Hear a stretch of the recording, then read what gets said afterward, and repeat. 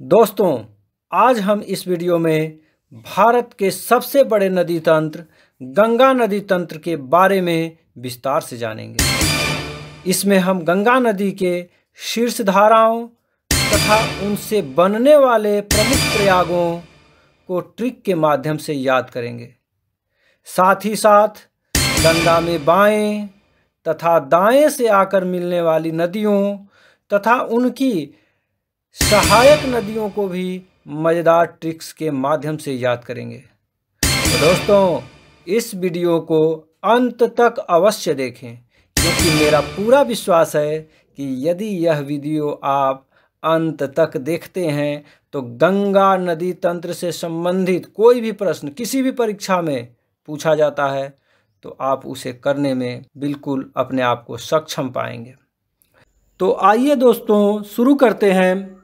गंगा नदी उत्तराखंड के उत्तरकाशी जिले में गोमुख के निकट गंगोत्री ग्लेशियर से निकलती है। इसे यहाँ भागीरथी कहा जाता है। गंगा की दो शीर्ष धाराएं अलकनंदा एवं भागीरथी देवप्रयाग में संगम कर गंगा नदी का निर्माण करती हैं, यानी कि संगम होने के बाद इसे गंगा के नाम से जाना जाता है। गंगा की शीर्ष धाराओं को इसी वीडियो में हम लोग आगे विस्तार से देखने वाले हैं।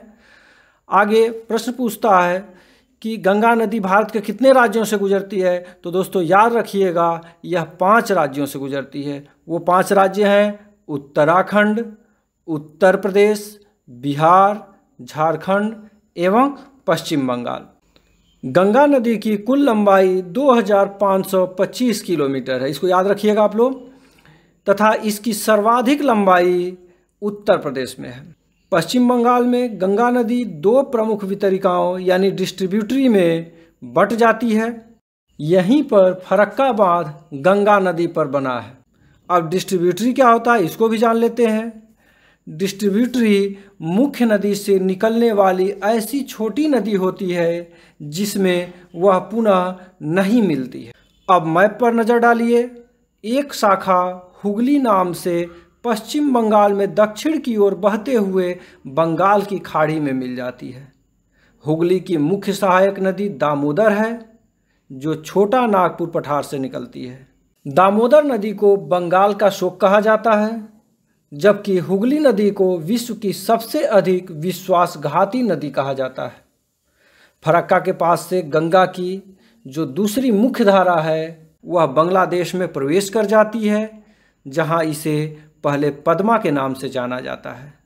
आगे चलकर पद्मा में जमुना नदी, जमुना वही नदी है, ब्रह्मपुत्र को यहाँ पे जमुना कहा जाता है, तो जमुना नदी आकर मिलती है। इसके बाद दोनों की संयुक्त धारा पद्मा के नाम से आगे बढ़ती है, यानी कि पद्मा और जमुना के मिलने के बाद जो नदी आगे बढ़ती है वह पद्मा के नाम से आगे बढ़ती है।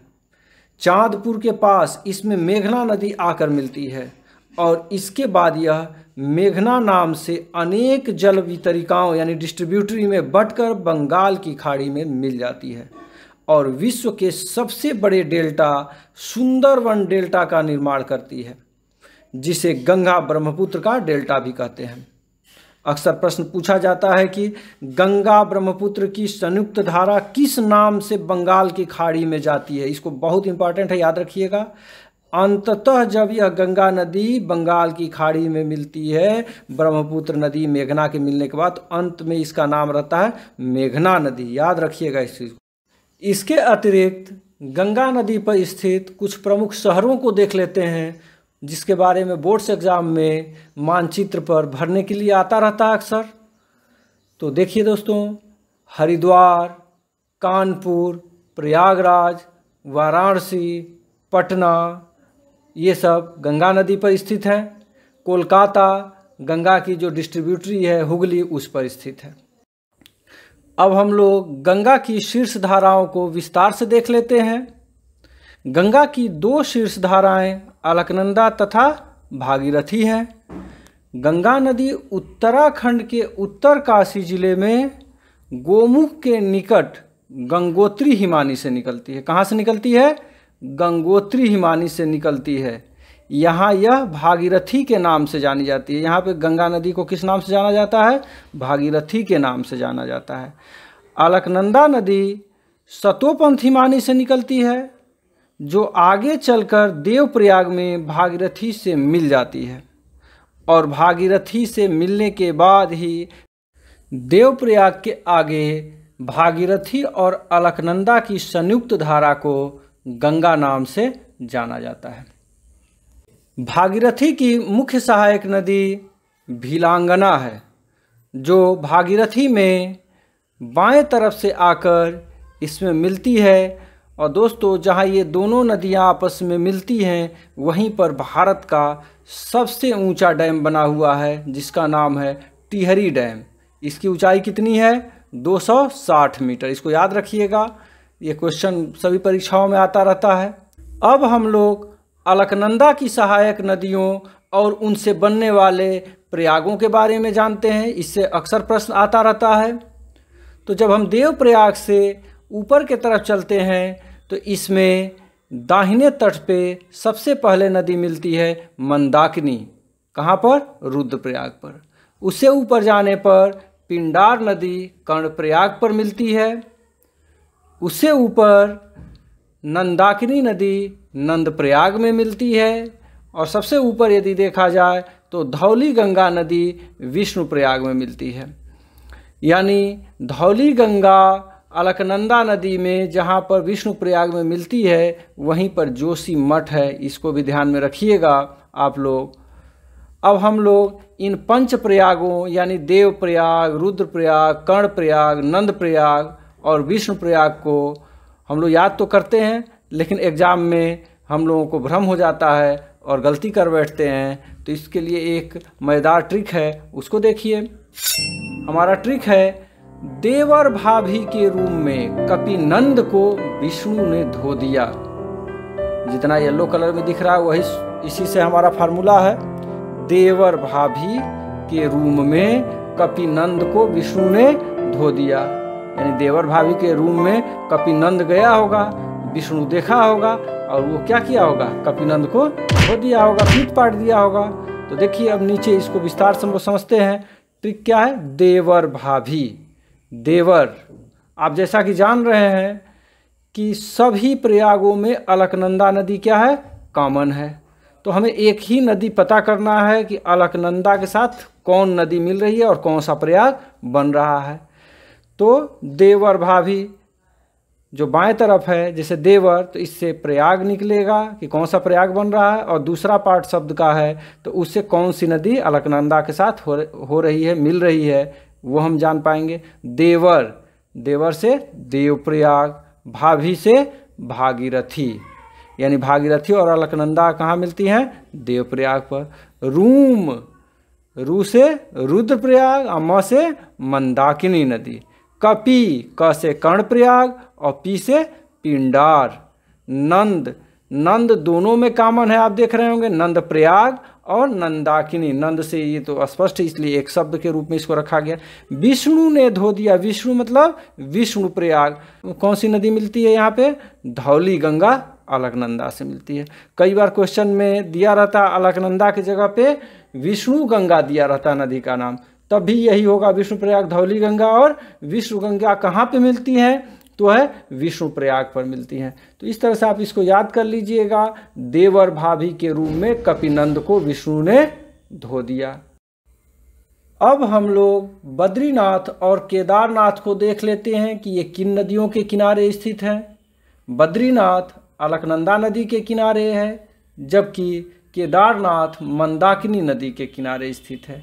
इसको भी एक छोटे से हिंट से आप याद कर सकते हैं। अब माँ के दरबार जाना है, बोलते हैं ना। अ से अलकनंदा और ब से बद्रीनाथ। अब अलकनंदा पे बद्रीनाथ है। के दरबार, माँ के दरबार, माँ से मंदाकिनी, के दरबार केदारनाथ, मंदाकिनी नदी पर केदारनाथ स्थित है। आप ये मत सोचिएगा कि माँ के दरबार जाना है, कोई माँ है यहाँ पे, देवी माँ नहीं, बोले बाबा है यहाँ पे। अब हम लोग थोड़ा सा इसको सैटेलाइट इमेजरी के माध्यम से थोड़ा सा समझने का प्रयास करते हैं। ये देखिए, गंगोत्री, इसके लेफ्ट में आपको दिख रहा है यमुनेत्री और राइट साइड में आपको दिख रहा है सतोपंथ। यमुनोत्री से आपकी यमुना नदी निकलती है, आगे अभी पढ़ने वाले हम लोग। गंगोत्री से भागीरथी निकल रही है जो आगे जाके गंगा कहलाएंगी। सतोपंथ से अलकनंदा नदी निकल रही है। बद्रीनाथ इसी अलकनंदा नदी पर यहाँ स्थित है। केदारनाथ मंदाकिनी नदी पर यहाँ स्थित है। इसी के बगल से देखिए भिलांगना नदी निकलती है जो टिहरी पर जा कर के भागीरथी नदी से मिल जाती है। ये भागीरथी की प्रमुख सहायक नदी है। इसके अलावा आपसे प्रश्न पूछा जा सकता है, नंदा देवी नेशनल पार्क से कौन सी नदी होकर के गुजरती है? तो धौली गंगा नदी यहाँ से गुजरती है। और जोशीमठ कहाँ स्थित है? तो धौली गंगा जहाँ अलकनंदा में आके मिलती है वहीं पर जोशीमठ स्थित है। भारत का दूसरा सबसे ऊंचा पर्वत चोटी कौन सा है? नंदा देवी। वो भी यहीं पे देखिए दिखाया गया है, इसको याद कर लीजिएगा आप लोग। ये उत्तराखंड में है। देवप्रयाग से गंगा नदी पहाड़ी रास्तों से होते हुए सबसे पहले हरिद्वार के निकट मैदान में पहुंचती है। यानी कि गंगा नदी की मैदानी यात्रा कहाँ से शुरू होती है? हरिद्वार से। इसके बाद हम लोग अब इस नदी में बाएं यानी उत्तर दिशा से आकर मिलने वाली नदियों को देखते हैं। इनका सूत्र है, राम जी का घायल गुंडा कोमा में है। राम जी का घायल गुंडा कहाँ है? कोमा में है। इस सूत्र की सबसे बड़ी खासियत है दोस्तों, इसमें सभी नदियों को पश्चिम से पूरब के क्रम में सजाया गया है। अब इस सूत्र को याद कैसे करेंगे? ऐसे याद करेंगे। देखिए ये है राम जी का घायल गुंडा, कहाँ पे है? कोमा में है। तो इस तरह से सूत्र याद हो गया। हमारे सूत्र का पहला शब्द है राम। राम से राम गंगा। राम गंगा नदी दूधाटोली उत्तराखंड से निकलती है और कन्नौज के निकट आकर के यह गंगा नदी में मिल जाती है। इसकी एक और विशेषता है, गंगा नदी में सबसे पहले मिलने वाली नदी कौन सी है? तो वह राम गंगा। चाहे दाएं से हो चाहे बाएं से हो, किसी भी दिशा से कैसे भी बात कीजिए, सबसे पहली नदी गंगा नदी में मिलने वाली यही है, राम गंगा। अब सूत्र में अगला शब्द है राम जी। जी से गोमती नदी। गोमती नदी पीलीभीत के फूलर झील से निकलती है। कई बार एग्जाम में आ जाता है गोमत ताल। फूलर झील को ही गोमत ताल कहते हैं, आप लोग ध्यान रखिएगा इस चीज़ को। और यहाँ से निकल करके यह नदी गाजीपुर जनपद में कैथी नामक स्थान पे आकर के यह गंगा नदी में मिल जाती है। इसके किनारे प्रमुख शहर लखनऊ, उत्तर प्रदेश की राजधानी लखनऊ इसी के किनारे स्थित है। जौनपुर, सुल्तानपुर गोमती नदी के तट पे स्थित है। हमारे सूत्र का अगला शब्द है राम जी का घायल। का काली नदी, घायल घाघरा नदी। घाघरा मुख्य नदी है और घाघरा की ये काली सहायक नदी है। तो का को छोड़ देते हैं, भी घायल को देखते हैं। घायल, घायल से घाघरा नदी। घाघरा नदी मपसा तुंग ग्लेशियर से निकलती है। कहाँ से निकलती है इसको याद रखिएगा, परीक्षाओं में पूछा जाता है, वाइवा में भी पूछा जाता है। घाघरा नदी कहाँ से निकलती है? मपसा तुंग ग्लेशियर से निकलती है, नेपाल में है। और यह छपरा के निकट आकर के इसमें गंगा नदी से मिल जाती है। इसकी लंबाई लगभग 1080 किलोमीटर है। इसको विभिन्न जगहों पर विभिन्न नामों से जाना जाता है। जैसे आप देख रहे हैं नेपाल में इसको कर्णाली या करनाली भी आपको लिखा हुआ मिलेगा। फैजाबाद में यानी अयोध्या में आ जाएंगे, आप सुने भी होंगे कि अयोध्या कहाँ है? सरजू तट पे बसा है। आप सरजू खोजते रहिए, यही घाघरा भी है। तो इसे घाघरा, कर्णाली, सरजू के नाम से जाना जाता है। घाघरा नदी की प्रमुख सहायक नदियों को इस मानचित्र पर देखिए। घाघरा नदी में दाहिने तरफ से आकर के काली नदी मिलती है, जिसे महाकाली या शारदा के नाम से भी जाना जाता है। महाकाली नदी काला पानी क्षेत्र से निकलती है और इसमें आकर के मिल जाती है। जबकि राप्ती नदी नेपाल के राप्ती क्षेत्र से निकलती है और देवरिया जनपद के बरहज नामक स्थान पर आकर के मिल जाती है घाघरा में। गोरखपुर शहर राप्ती नदी पर ही स्थित है। हमारे सूत्र का अगला शब्द है गुंडा। गुंडा का मतलब गंडक नदी। गंडक नदी नेपाल से निकलती है, बृहद हिमालय से, और पटना के निकट ये आकर के गंगा नदी में मिल जाती है। गंडक नदी को ही नेपाल में शालिग्रामी और नारायणी नदी कहा जाता है। हमारे सूत्र का यानी ट्रिक का अगला शब्द है कोमा। कोमा का को लेते हैं, को से होता है कोसी नदी। कोसी नदी गोसाईधान नामक शिखर से निकलती है, नेपाल में है जो, वहाँ से निकल के आती है और बिहार में कुर्सेला नामक स्थान पे गंगा नदी से मिल जाती है। जहाँ यह कोसी नदी गंगा से मिलती है, संगम करती है, उस संगम का नाम है त्रिमुहानी संगम। एक और सबसे बड़ी खासियत है इस नदी की, कोसी नदी की, कि यह अपने मार्ग परिवर्तन के लिए विश्व विख्यात है और बहुत तबाही मचाती है बिहार में, इसलिए इस नदी को बिहार का शोक कहा जाता है। अब कोसी नदी की प्रमुख सहायक नदी कौन सी है? कई सारी नदियां हैं, लेकिन परीक्षापयोगी यानी परीक्षा में इस नदी को अक्सर पूछा जाता है, अरुण या अरुणा। यह कोसी की प्रमुख सहायक नदी है। ट्रिक का अगला शब्द है कोमा का माँ बचा रह गया था, माँ से महानंदा। महानंदा नदी गंगा नदी में मिलने वाली अंतिम सहायक नदी है। आपको पहले ही बता दिया था कि पहली सहायक नदी कौन है? रामगंगा, चाहे दाएं या बाएं, उसी तरह से दाएं या बाएं कहीं से भी ले लेंगे आप, तो अंतिम सहायक नदी है महानंदा।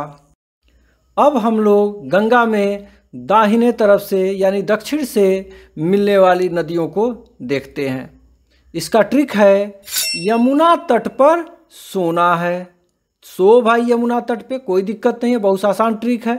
यमुना से यमुना नदी, यमुना नदी कहाँ से निकलती है? यमुनेत्री से निकलती है, पहले ही बता चुका हूँ मैं आपको। यमुना नदी पर दिल्ली और आगरा जैसे विख्यात शहर स्थित हैं। यह गंगा की सबसे लंबी सहायक नदी है, जो प्रयागराज में आकर गंगा नदी में मिल जाती है। प्रयागराज में गंगा यमुना नदियों के संगम पर ही विश्व प्रसिद्ध कुंभ का मेला लगता है दोस्तों। इसको याद रखेंगे, बहुत सारे क्वेश्चन इससे बन गए आपके। तट, तट से तमसा या टोंस, तमसा और टोंस दोनों एक ही नदियां हैं, तो तट से त से तमसा, ट से टोंस, चाहे जो भी अर्थ लीजिए आप, टोंस हो गई।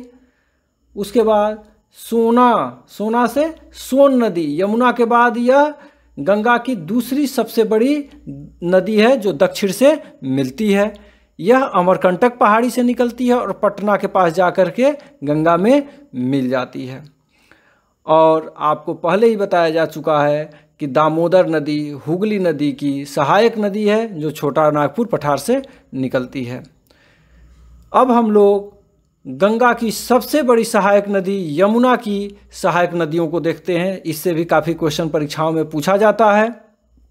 इसका ट्रिक है हैंड चैंपियन सिंगर बेटा केनेबा, यानी हैंड चैंपियन सिंगर बेटा किधर है? हैंड से हिंडन नदी, हिंडन नदी को रेड से लिखा गया है क्योंकि इसको मानचित्र पर नहीं दर्शाया गया है। यह यमुना में बाएं तरफ से आके मिलने वाली प्रमुख नदी है, जो नोएडा के पास आकर के मिलती है। चैंपियन, चैंपियन से चंबल नदी, चंबल नदी यमुना की सबसे विशालतम सहायक नदी है, जो जनापाव पहाड़ी से निकल के आती है और इटावा के पास यमुना में मिल जाती है। इसके बारे में हम थोड़ा सा अलग से अभी देखने वाले हैं। सिंगर, सिंगर से सिंध, सिंध नदी। अगला है ट्रिक में बेटा, बेटा से बेतवा नदी जो विंध्य पर्वत से निकल के आती है।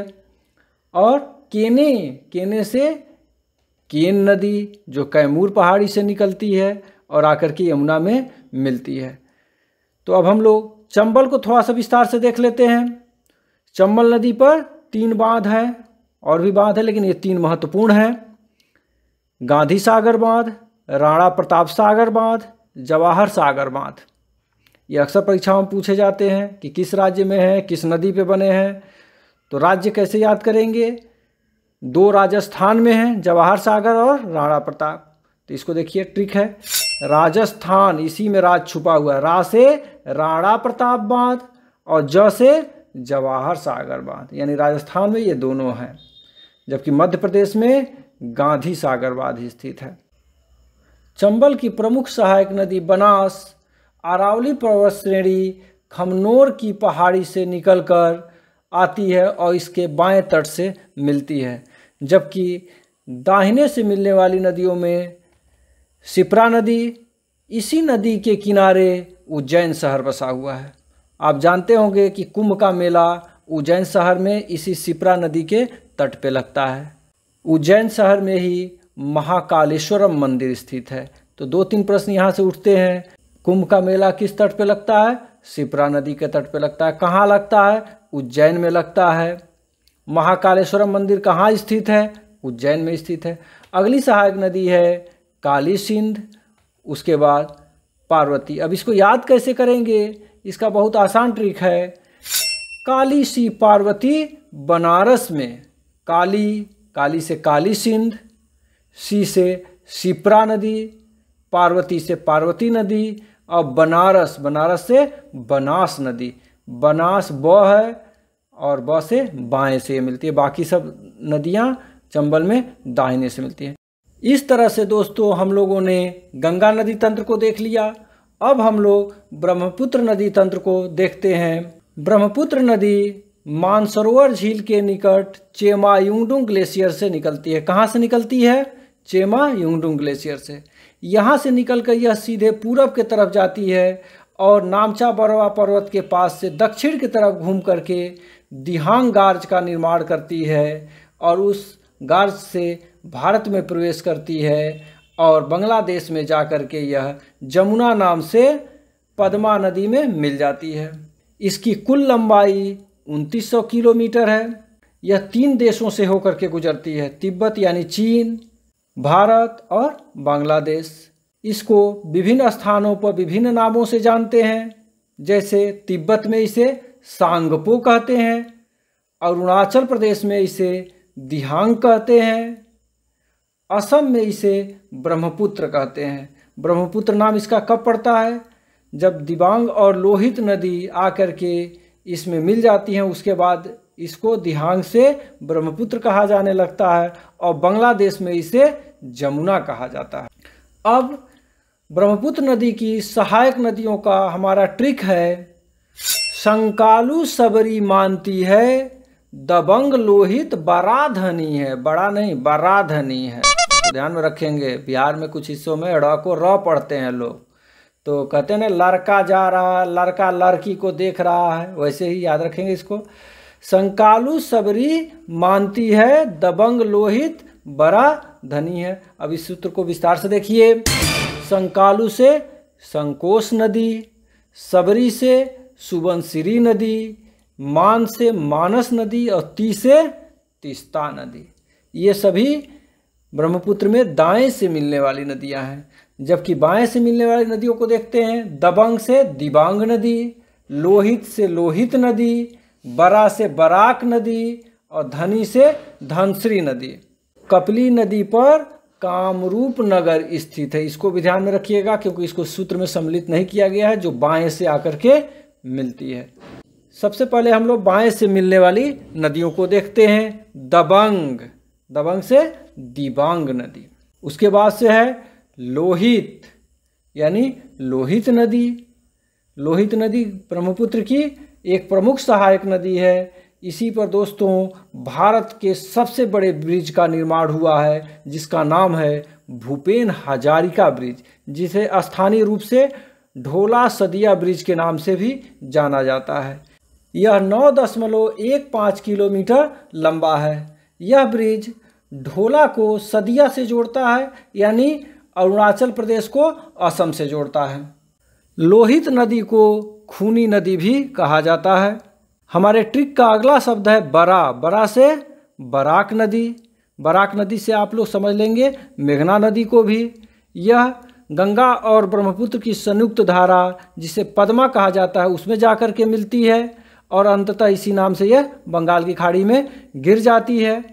अगला शब्द है धनी से धनश्री नदी। इस तरह से दोस्तों हम लोगों ने ब्रह्मपुत्र नदी में बाएं से मिलने वाली नदियों को देखा। अब दाएं तरफ से आकर मिलने वाली नदियों को देखते हैं। संकालू से संकोश नदी, इसको मानचित्र पे नहीं दर्शाया गया है। सबरी यानी सुबनसिरी नदी, यह ब्रह्मपुत्र की महत्वपूर्ण सहायक नदी है, जो तिब्बत से निकलती है तथा असम में आकर के ब्रह्मपुत्र नदी में मिल जाती है। ब्रह्मपुत्र नदी में स्थित माजुली द्वीप को विश्व का सबसे बड़ा नदी द्वीप कहा जाता है। इसको याद रखिएगा, विभिन्न परीक्षाओं में पूछा जाता है। हमारे ट्रिक का अगला शब्द है मानती, यानी मान से मानस नदी। मानस नदी भूटान की सबसे बड़ी नदी प्रणाली है। मानस राष्ट्रीय उद्यान का नाम आप लोगों ने सुना होगा, जो यूनेस्को सूची में शामिल है, और यह एक सींग वाले गैंडे के लिए विश्वविख्यात है। इस मानस राष्ट्रीय उद्यान से होकर गुजरने वाली मुख्य नदी कौन सी है दोस्तों? वह है मानस नदी, इसे याद रखेंगे। और अंतिम नदी है ब्रह्मपुत्र की तीस्ता। तीस्ता को आप मानती से तीस्ता नदी निकाल लेंगे, ये तीस्ता नदी है। तीस्ता नदी को सिक्किम और उत्तरी बंगाल की जीवन रेखा कहा जाता है। यह जो है सिक्किम, उत्तरी बंगाल और बांग्लादेश से होकर के गुजरती है। कुछ अतिरिक्त जानकारी आप लोग जान लीजिए गंगा और ब्रह्मपुत्र के बारे में। राष्ट्रीय जलमार्ग संख्या 1 गंगा नदी पर हल्दिया तथा प्रयागराज के बीच है। यह भारत का सबसे बड़ा राष्ट्रीय जलमार्ग है। दूसरे नंबर का बड़ा राष्ट्रीय जलमार्ग संख्या 2 है, जो ब्रह्मपुत्र नदी पर धुबरी से सदिया के बीच है। तो दोस्तों, इस तरह से हम लोगों ने गंगा एवं ब्रह्मपुत्र नदी तंत्र को देखा है। मैप पे नज़र डालिए, देख के ही कितना भयानक लग रहा है। मुझे उम्मीद है कि इस भयानक चीज़ को मैं बहुत ही अच्छे से समझाने में सफल रहा। धन्यवाद।